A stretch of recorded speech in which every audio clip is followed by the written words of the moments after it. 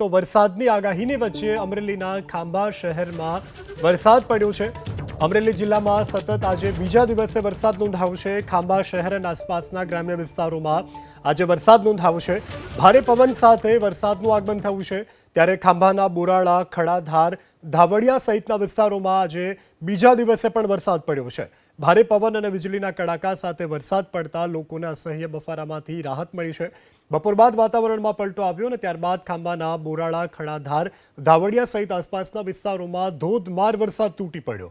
ભારે પવન અને કડાકા ભડાકા સાથે વરસાદ પડતા માર્ગો પાણી થયા છે, તો વાહન ચાલકોને પણ હાલાકીનો સામનો કરવો પડી રહ્યો છે।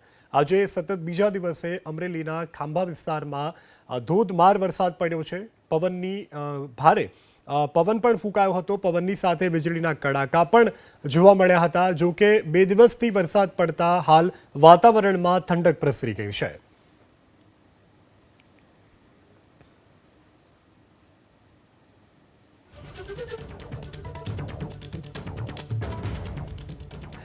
તો ગીર સોમનાથના ગીર ગઢડા પંથકમાં પણ આજે વાતાવરણમાં પલટો આવ્યો। તુલસીશ્યામ, ધોકડવા, જશાધાર સહિતના ગામડાઓમાં વરસાદ પડ્યો છે।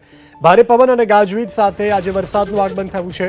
અમરેલી જિલ્લામાં પણ વરસાદ પડી રહ્યો છે। ત્યારબાદ ગીર સોમનાથ જિલ્લામાં પણ વિવિધ વિસ્તારોમાં આજે વાદળછાયું વાતાવરણ જોવા મળ્યું। બપોર બાદ એકાએક વાતાવરણમાં પલટો આવ્યો અને ત્યારબાદ ધીરે ધીરે વરસાદ શરૂ થયો।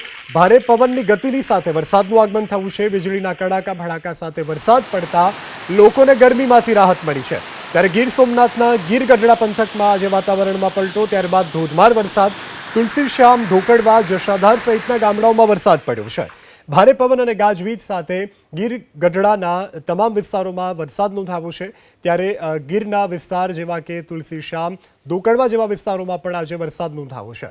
વાતાવરણમાં પણ એકાએક પલટો આવ્યો અને ત્યારબાદ વરસાદ પડવાનું શરૂ થયું। ભારે પવન અને ગાજવીજ સાથે વરસાદ પડતા લોકોને અસહ્ય બફારામાંથી રાહત પડી છે। તો હાલ ગીર કાંઠાના તમામ વિસ્તારોમાં વરસાદી માહોલ જામ્યો છે।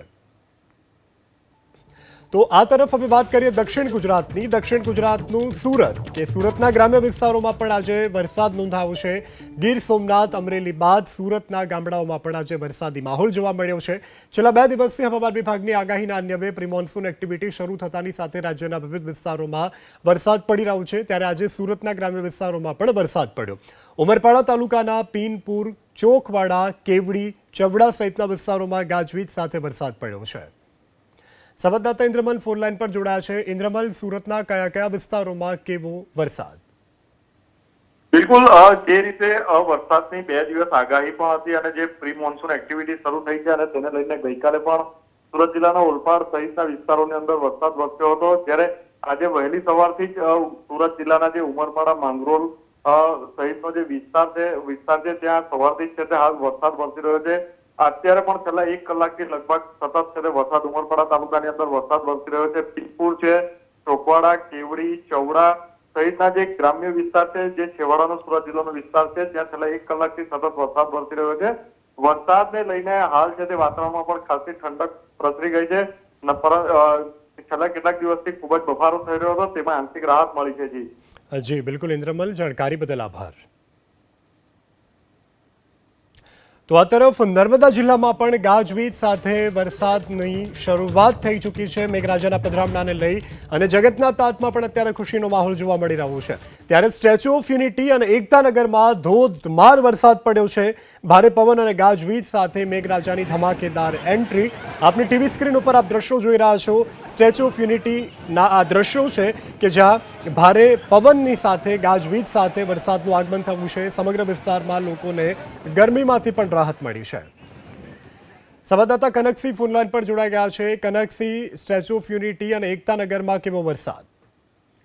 કરીને આપણે જણાવી દઉં કે હાલ વેકેશન ચાલી રહ્યું છે અને વાત કરીએ તો આજે રવિવાર હોવાને પગલે સ્ટેચ્યુ ઓફ યુનિટી ખાતે દેશભરમાંથી પ્રવાસીઓ મોટી સંખ્યામાં ઉમટી પડ્યા હતા અને અચાનક વાતાવરણમાં પલટો આવતાની સાથે જ સ્ટેચ્યુ ઓફ યુનિટી વિસ્તારમાં ભારે વરસાદ પડી રહ્યો છે અને સ્ટેચ્યુ ઓફ યુનિટી ખાતે આવેલા પ્રવાસીઓ પણ વરસાદની મજા માણી રહ્યા છે। વાત કરીએ તો ડેડિયાપાડા, નર્મદા અને ડેડિયાપાડા, સાગબારા અને રાજપુરા શહેરમાં પણ કાળા ડિમાંગ બાદળો વચ્ચે ધીમી ધારે વરસાદ વરસવાનું શરૂ કર્યું છે। જી બિલકુલ કનકસિંહ, જાણકારી બદલ આભાર। તો આ તરફ મધ્ય ગુજરાતમાં પણ વરસાદ નોંધાયો છે. મહીસાગરના બાલાસિનોરમાં વાતાવરણમાં એકાએક પલટો આવ્યો. બપોર બાદથી જ રાજ્યના વિવિધ વિસ્તારોમાં વાતાવરણમાં પલટો આવ્યો અને મેઘ સવારી આવી પહોંચી. ત્યારે મહીસાગરના બાલાસિનોર અને આસપાસના ગ્રામ્ય વિસ્તારોમાં આજે વરસાદ નોંધાયો છે. છેલ્લા 2 દિવસથી પ્રી મોન્સૂન એક્ટિવિટી શરૂ થઈ ગઈ, જેના ભાગરૂપે આજે રાજ્યના વિવિધ જિલ્લાઓમાં વરસાદ પડ્યો. વરસાદ પડતા તમામ લોકોને ગરમીમાંથી આંશિક રાહત મળી છે. ભારે પવનની સાથે મેઘરાજાનું આગમન થયું છે. જો કે આ મેઘ આગમનથી ખેડૂતો ખુશખુશાલ જોવા મળી રહ્યા છે, કારણ કે ધીમી ધારે વરસાદ પડ્યો તો ક્યાંક ધોધમાર વરસાદ પણ પડ્યો છે. પરંતુ વરસાદ પડતા હાલ તો મહીસાગરના બાલાસિનોર અને સમગ્ર વિસ્તારમાં લોકોને અસહ્ય ઉકળાટમાંથી રાહત મળી છે. સંવાદદાતા હિરેન પંડ્યા ફોન લાઈન પર જોડાયા છે વધુ વિગત સાથે. હિરેન, કેવો વરસાદ આપના વિસ્તારમાં? જી ચોક્કસ, જે રીતે વાત કરવામાં આવે તો પ્રી મોન્સૂન એક્ટિવિટી છે તે શરૂ થઈ છે અને આકાશમાં વાદળો બંધાયા છે. બાલાસિનોર શહેરની વાત કરવામાં આવે તો બાલાસિનોર શહેરમાં દિવસભર ઉકળાટ અને બફારા બાદ જે વાદળો છે તે બંધાયા અને બપોર બાદ જે વરસાદ છે તે શરૂ થયો છે. ઝરમર વરસાદ વરસતા શહેરીજનોને ગરમી અને બફારામાંથી રાહત મળી છે. જે વરસાદ વરસ્યો તેને લઈને વાતાવરણમાં ઠંડક જોવા મળી રહી છે. તો તાપમાન જે વધી રહ્યું હતું અને જે ગરમી પડી રહી હતી, પરંતુ જે વરસાદ વરસ્યો છે તેને લઈને ખેડૂતો સહિત લોકો અને શહેરીજનો ખુશખુશાલ જોવા મળી રહ્યા છે. જી હિરેન, જાણકારી બદલ આભાર. તો છેલ્લા 24 કલાકમાં રાજ્યના વિવિધ વિસ્તારોમાં મેઘ સવારી આવી પહોંચી છે. ત્યારે મધ્ય ગુજરાતના મહીસાગર બાદ દાહોદમાં પણ મેઘરાજા આવી ચડ્યા છે. વરસાદ આવતાની સાથે જ તમામ લોકો ખુશખુશાલ જોવા મળી રહ્યા છે. અસહ્ય ઉકળાટ બાદ મેઘરાજાનું આગમન થયું છે. દાહોદ શહેરમાં પવન ફૂંકાવાની શરૂઆત થઈ ચૂકી છે. પવન ફૂંકાયો ત્યારબાદ એકાએક વરસાદ આવ્યો છે. મધ્ય ગુજરાતના મહીસાગર બાદ આજે દાહોદના વાતાવરણમાં પલટો જોવા મળ્યો છે. દાહોદના ગરબાડા અને આસપાસના ગ્રામ્ય વિસ્તારોમાં પણ આજે વરસાદ નોંધાયો છે. દાહોદ શહેરમાં પહેલા પવન ફૂંકાયો અને ત્યારબાદ વાતાવરણમાં પલટો આવ્યો અને મેઘ સવારી આવી પહોંચી. સંવાદદાતા મનીષ ફોન લાઈન પર જોડાયા છે. મનીષ, ગરબાડા અને આસપાસના વિસ્તારોમાં કેવો વરસાદ? જરૂરથી જે દિવસભર ગરમી અને ઉકળાટમાં લોકો પરેશાન હતા, ત્યારે અમે સાંજે હાલ જ્યારે વાતાવરણમાં પલટો જોવા મળ્યો હતો. ગરબાડાની વાત કરીએ તો ગરબાડામાં હાલ ધોધમાર વરસાદ પડ્યો છે. ખાસ કરીને જે પવન સાથે અને તેના કડાકા સાથે જે વરસાદ વરસ્યો, જેના કારણે લોકોને ક્યાંક ને ક્યાંક જે ગરમીમાં રાહત મળી છે. દાહોદની વાત કરીએ તો દાહોદમાં પણ હાલ જ્યારે ધીમી ધારે વરસાદ શરૂ થયો છે, એટલે કહી શકાય દાહોદ અને ગરબાડામાં સહિત આસપાસના જે વિસ્તારોમાં વરસાદ થતા લોકોને આંશિક જે ગરમીમાં રાહત મળી છે. સાથે ખેડૂતોમાં પણ ક્યાંક ને ક્યાંક આનંદ જોવા મળી રહ્યો છે. જી મનીષ, જાણકારી બદલ આભાર. હવામાન વિભાગની આગાહીના અન્વયે રાજ્યમાં વરસાદ પડી રહ્યો છે. ત્યારે વડોદરાના ગ્રામ્ય વિસ્તારોમાં પણ વરસાદ નોંધાયો છે. ડભોઈના ચાંદોદ, કરનાળી સહિતના વિસ્તારોમાં આજે વરસાદ નોંધાયો છે. કરનાળી, ફૂલવાડી, નવા માંડવા સહિતના ગામડાઓમાં પણ આજે મેઘ સવારી આવી પહોંચી છે. લોકોને અસહ્ય ગરમીમાંથી રાહત મળી. હવામાન વિભાગની આગાહીના અન્વયે રાજ્યમાં પ્રી મોન્સૂન એક્ટિવિટી શરૂ થઈ ચૂકી છે. કેરળ, મુંબઈથી ચોમાસું આગળ વધી હવે ધીરે ધીરે ગુજરાત તરફ આવી રહ્યું છે અને 9 તારીખથી ગુજરાતમાં વિધિવત ચોમાસું બેસવાની હવામાન વિભાગે આગાહી કરી હતી. તે આગાહીના અન્વયે વડોદરામાં પણ હાલ મેઘ સવારી આવી પહોંચી છે. તો આજે અને આવતીકાલે મુંબઈ થશે પાણી. હવામાન નિષ્ણાંત અંબાલાલ પટેલે કરી છે આ અંગે આગાહી. અંબાલાલ પટેલના અનુસાર આજે અને આવતીકાલે મુંબઈ સહિત મહારાષ્ટ્રમાં પણ મુશળધાર વરસાદ પડવાનો છે. 12 જૂન પહેલા ગુજરાતમાં પણ મન મૂકી અને મેઘરાજા વરસવાના છે. અંબાલાલ પટેલના મતે 17 અને 19 જૂન વચ્ચે અરબ સાગરમાં લો પ્રેશર સિસ્ટમ સર્જાશે. બંગાળની ખાડીમાં પણ ડીપ ડિપ્રેશન સર્જાશે, જેને લઈ અને 21 જૂન બાદ ગુજરાત સહિત અન્ય રાજ્યોમાં પણ ભારેથી અતિ ભારે વરસાદ પડવાની અંબાલાલ પટેલ દ્વારા આગાહી વ્યક્ત કરવામાં આવી છે.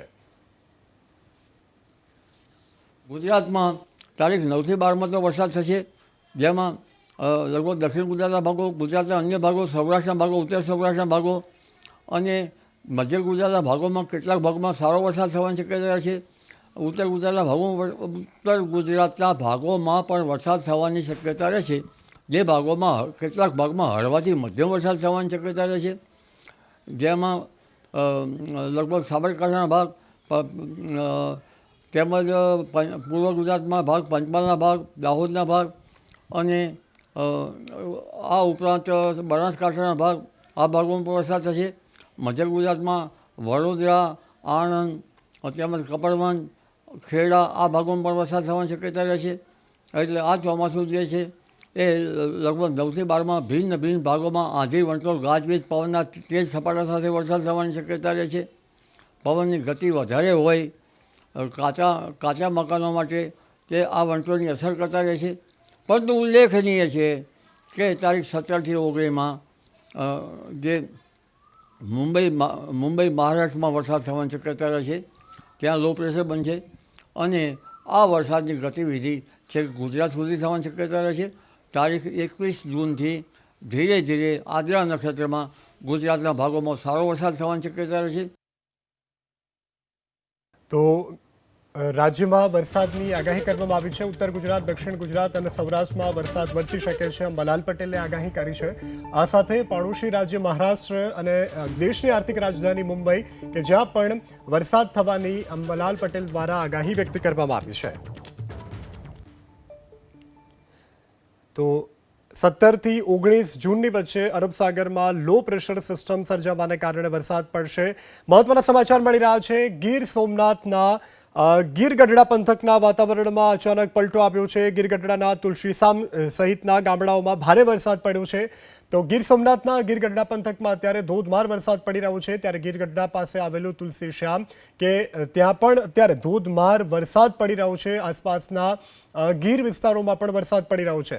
સંવાદદાતા દિલીપ ફોનલાઈન પર જોડાયા છે વધુ વિગત સાથે. દિલીપ, ગીર ગઢડા, તુલસીશ્યામ, ધોકડવા સહિત ગીર નેસના વિસ્તારોમાં કેવો વરસાદ?